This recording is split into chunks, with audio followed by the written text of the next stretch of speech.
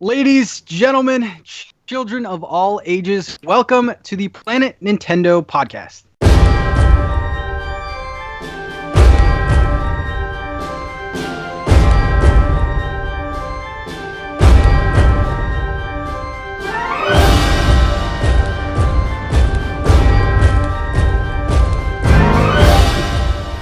What's up, guys? Welcome to the Planet Nintendo podcast, and this is going to be officially episode 1.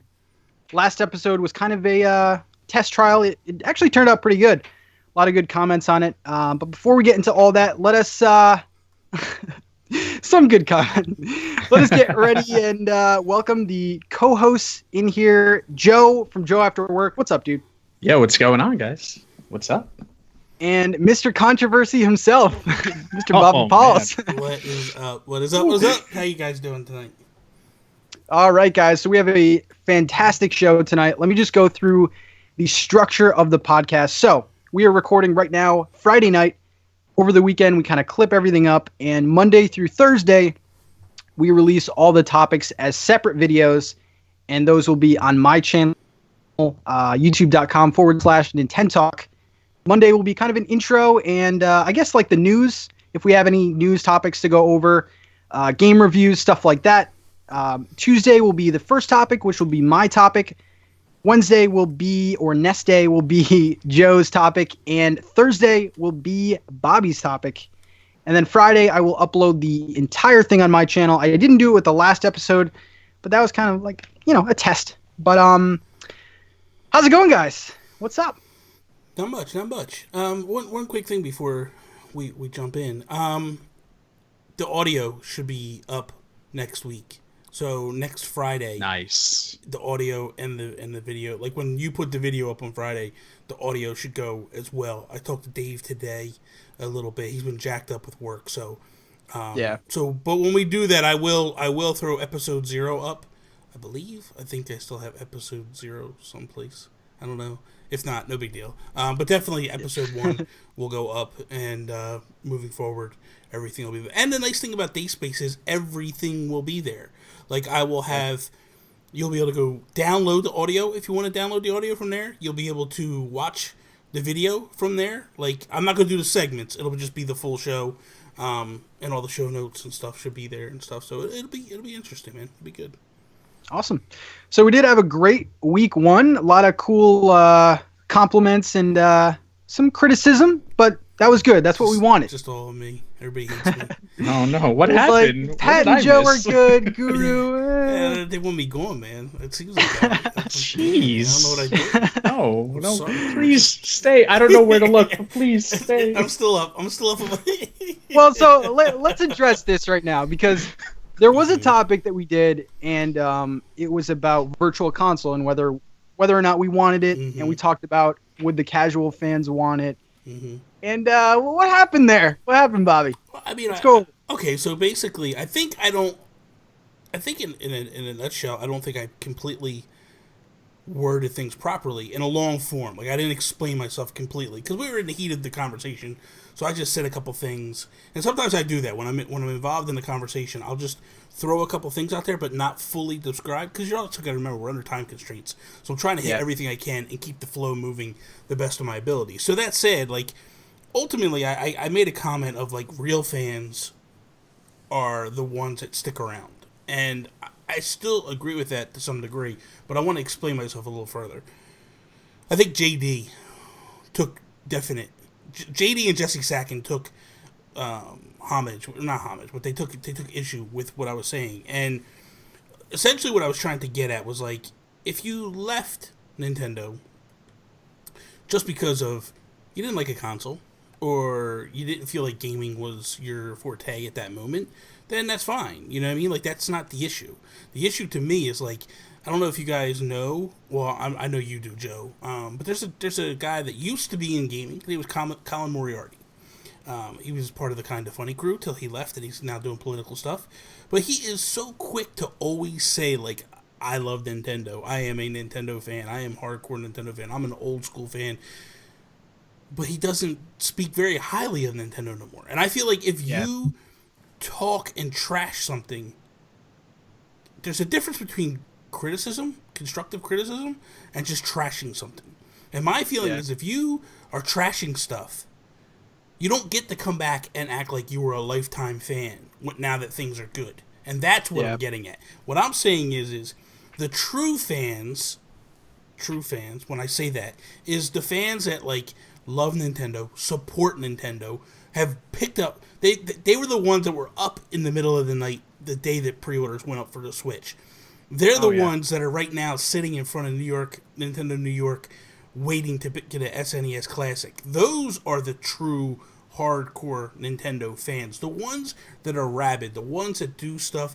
And look, you don't have to be sitting in front of Nintendo New York to be a rabid fan. Like, did you go do an amiibo hunt? Did you go do stuff like that? Like the crazies, the mentals, you know what I mean? Like, they're the hardcore and the crazy ones, you know what I mean? Like, and then essentially, like, but my thing was if you left and you like ditched Nintendo completely and went to PlayStation, and then were like ranting and raving how wonderful PlayStation was, you don't get to come back and, to me, this is just my opinion, you don't get to come back and dictate to the people that have been here all along, like what we should want and what we should get and how things should be.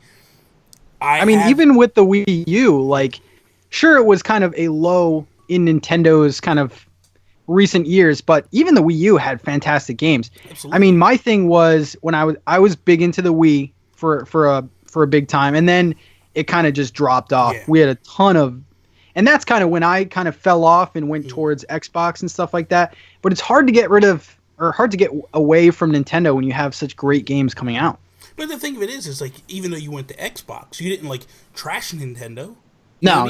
And that's what I'm getting at. The people, like, the people that are watching your channel, I feel like they're true Nintendo fans. So nobody should be catching offense to what I'm saying, ultimately.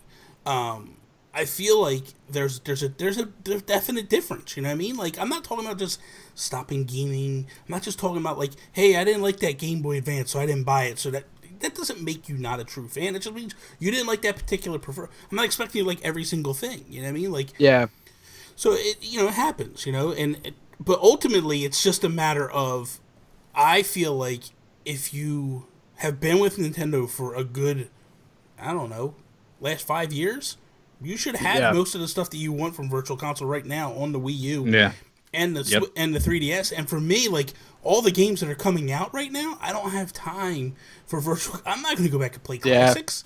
I mean, like, I'm getting the SNES Classic next week, but I know that I'm not going to really. I might tinker with it for like 10, 15 minutes, like, ooh, this shiny, you know, and then I'm going to put it away. You know? So, I don't know. So that's. I just wanted to explain that a little bit. Like, I didn't mean offense to anybody. I don't want anybody to catch offense, and I'm not apologizing for my comments by any stretch of imagination. Don't expect me to ever truly apologize for my comments. I mean, like, I'll stand behind what I say, but I wasn't trying to like take shots at people in particular. I don't think my wording came out properly, and I hope it did this time. And people explain them. Sure. I think it's justified. Yeah. But so Joe, do you have anything to say about that, or? No, I was gonna say, I was like, even when you were talking about it last week, I don't think I took it in that sense. Like, I feel like there was I don't know, maybe just because like I'm used to seeing your content and understanding the way you talk and some of the stuff that you project out, that it was kind of understood the way you were coming across and how you were saying. I don't think it was completely. Again, some people missed it, and that's fine. You know, it happens. Like, I'm kind of new to Patrick's channel. You know what I mean? And I can be at times a bit abrasive. You know, that's kind of. We have some softies over here. Well, listen, anybody that's a Red Sox fan is definitely a softie. Oh man, we're starting this already. Ooh, I cannot wait for the playoffs. All right. Oh man. So. We are starting. So last week we addressed what went on with the Direct.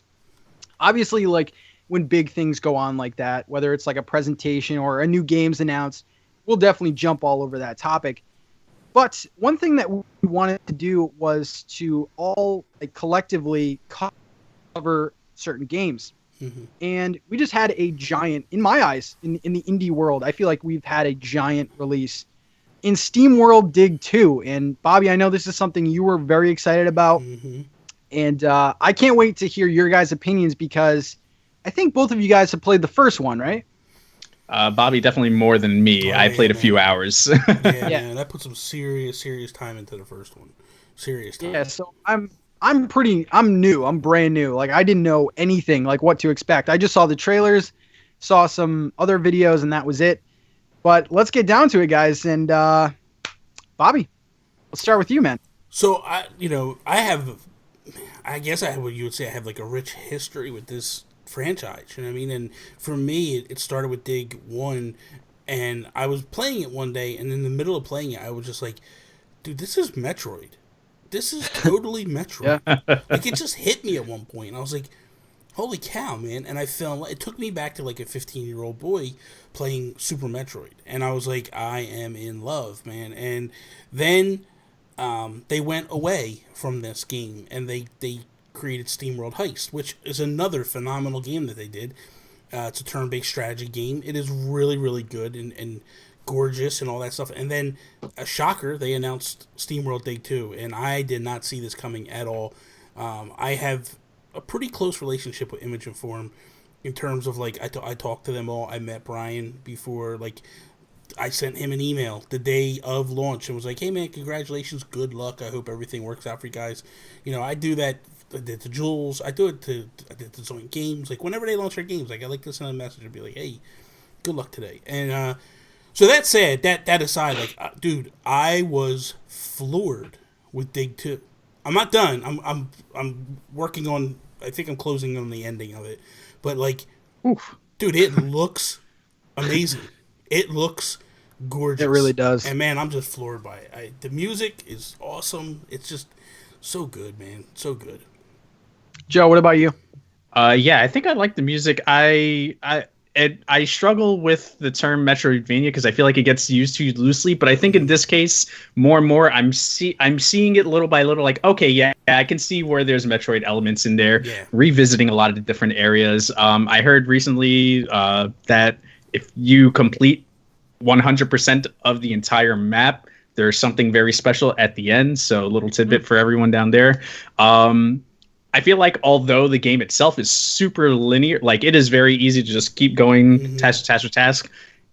As easy as that is for it to just go to each objective, it is to get lost, if that makes any sense. Yeah. So it's like, oh, okay, I know that I just need to keep digging straight down to this one particular area, or I've got to go all the way to my far right and I'll get to that next destination. But oh, what's this over here? Oh, there's more gems going this way. Oh, I need more of this mineral here. All right, let me go back up. Wait, what the hell did I just spend an hour and a half doing before I got to this objective? You definitely can get lost in this one, and I think the one thing that I love about what Image and Form does is there's so many Easter eggs in their games. So a couple I want to go back to Dig 1 on the Wii U.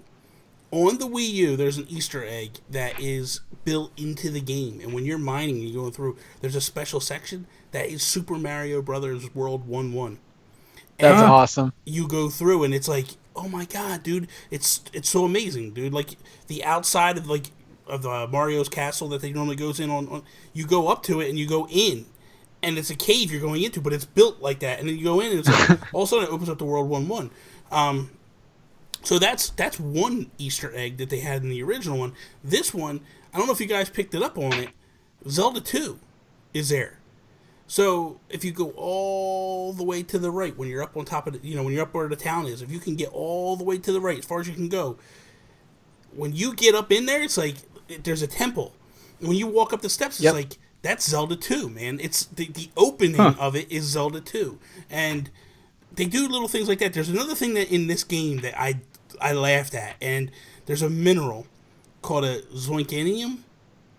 That's an homage to Zoink Games. They're friends. The studios are friends. So like when you played when you played SteamWorld Heist, there's Cacao is a character in Zombie Vikings. There's a hat in that game that is her hat. Like when you wear it, it's Cacao's head. So they do stuff together all the time. And actually, Rusty from SteamWorld Dig 1 is in Zombie Vikings. There's a scene where you're going through and he's with a pickaxe mining and stuff. It's kind of cool, man. So it was kind of neat to see that stuff, and I was like, I like this a lot. So there's little things like that.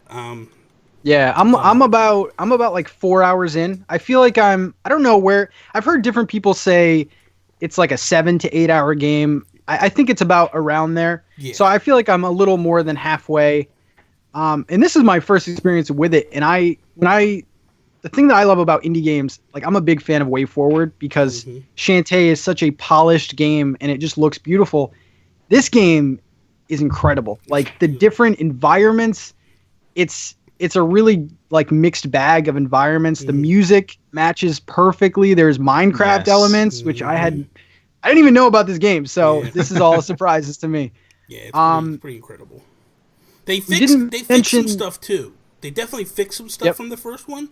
So the first one, like if you went down deep and you wanted to get back up, you had to climb all the way back out. So this one, there's little checkpoints per se, I would say, that you can like warp back, and the nice thing is you can warp wherever you want to go once you get to these checkpoints. I like that a lot. It helps make the game flow a little better. Now, in the original SteamWorld Dig game, it was about a 10-hour game. This one, they're saying the same. It could be like a 7 to 10-hour game, 11-hour game. They don't do massive, huge games, but the time you spend is massive. But the thing of it is like if you try to pick it all apart and find everything, it's a little different. Another thing they do too is at the end of the game when you beat it, they challenge you to try to beat it quicker and do all these extra things. I watched a guy, Matt Foley, shout out to Matt Foley. When I met Brian a couple years ago in North Jersey at a steampunk convention. He was showing off SteamWorld Heist, and he had a booth and all that stuff up there. And I went up there and I met him. We talked, and he gives me the spiel and stuff. He goes, "Hey, by the way, this is Matt Foley." And I'm like, "Hey, Matt, how you doing?" Whatever. And he's like, "Hey, Matt, show him SteamWorld Dig." And I'm like, "Dude, I've already played the game. What are you talking about?" And he's like, No, you haven't seen it like this." And I sit down with this guy, and he progresses, and he starts playing, and he beats the game in 26 minutes. And what? I'm like, jeez. I'm watching him, and I'm like, I'm watching him play, and I'm blown away. And I'm like, you gotta be kidding me, dude. And the crazy thing is he had a stopwatch going, right? And he's like, "Could you hold the stopwatch for me?" I'm like, "Yeah, no problem." And I'm watching him, he's going through, he's like, I got jammed up. He goes, "I'm about like 16 minutes, right?" And I look, and I'm like, "Dude, 16 minutes on dot." And I'm like, "You played this thing a lot." And he's like, "Dude, you have no idea." It was insane to watch. So I'm really excited to see like what the speedrunners can do at this game, because this is a big run. This is a big game in the speedrun community. So it's really interesting.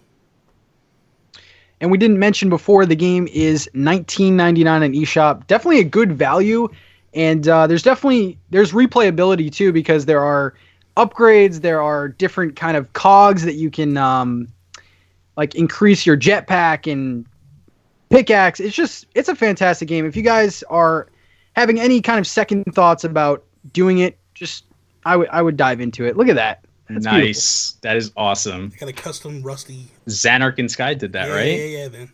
It says, amazing. It's awesome. Amazing. Dude. It's awesome. So for those that are, if you're listening to the audio version, it's a Rusty amiibo that a custom amiibo had made. So I had that made a couple of years ago because I loved it. So it's really cool. That's really cool. That's awesome. I had a question though about the dying sequences. So in this one, I noticed you lose only partial amounts of your minerals on the way back up, but you lose it. But in the first one, didn't you find like your sack where you died? In the first one, you die, and then like you could go back and get your sack. Yeah. If you died on the way back to get the sack, you lost it. Then you lost it. It was kind of like Shovel Knight in that theory, where when you played, like you would drop it. This one, you die, you lose it. It's done. It's kind of interesting to see how that goes. It's gonna be interesting to see how everything. I thought that was an interesting change. I was like, I could have remembered. I thought I remembered that being a thing. I wasn't sure. It's pretty cool. So, you guys should definitely go check out the game though. I think it's really good. Right now it's number 1 on the eShop. Which is pretty phenomenal, because number 2 is Mario Rabbids, so that's pretty cool that it's number 1 in the eShop. And then it comes to it's out on Steam now, so anybody who wants it on Steam, you can grab it on Steam. And then the 26th, it hits PlayStation. So anybody that has a PlayStation 4 or a Vita, you'll be able to play it there if you'd like to. So if you don't have a Switch, that's fine. You can wait and get it, but I'm really excited for this game. Awesome.